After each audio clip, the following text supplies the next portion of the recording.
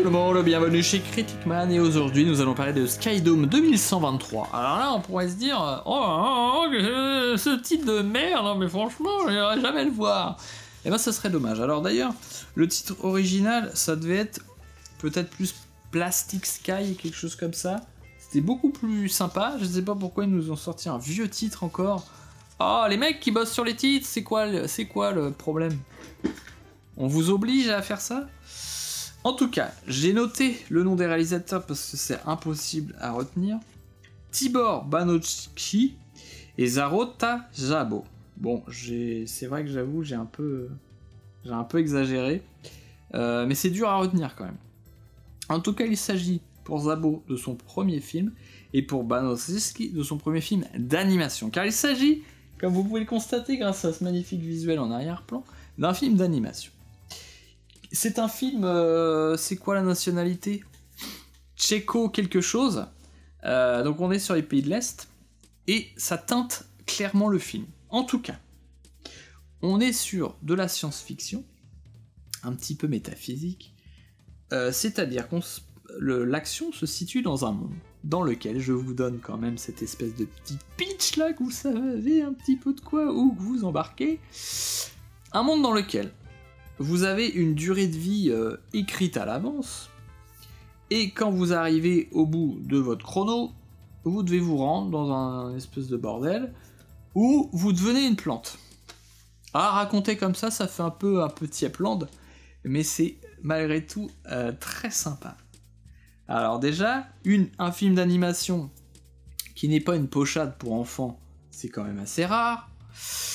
Avec cette technique en plus d'animation 2D, il y a une petite touche forcément de 3D, mais voilà, c'est pareil, on en voit rarement. Donc forcément j'ai vu ça, j'y suis allé directement et j'ai bien fait.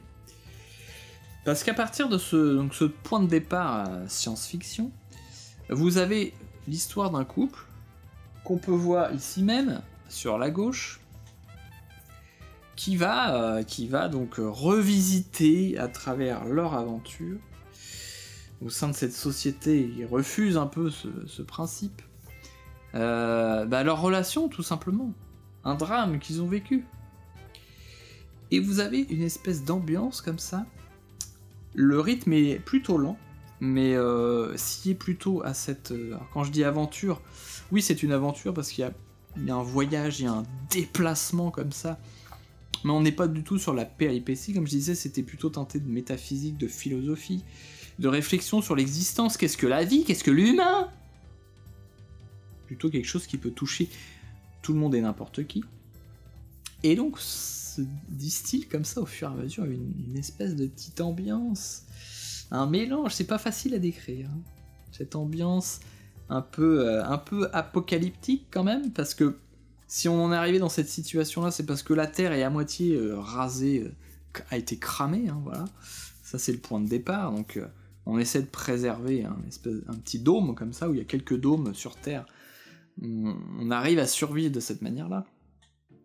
Mais donc, voilà, cette ambiance apocalyptique, et en même temps vous avez donc le monde. Vous avez ce truc de plante quand même, où on essaie de faire repartir la vie, donc quelque chose de plus joyeux, en tout cas un mélange. Je pense que c'est ça, cette ambiance entre vivant et mort, quoi, vous voyez. Donc on bascule entre les deux, les personnages aussi dans leur rapport à leur vie, à leur mort aussi oscillent, ils y réfléchissent, et donc ça c'est du 4 étoiles, hein. Franchement ça vaut le coup. Alors pareil, je l'ai vu au cinéma, il y a peu de chances qu'ils soient encore en salle, malheureusement, mais il y a moyen de le rattraper ailleurs, et nous on se retrouve bientôt pour un avis sur autre chose.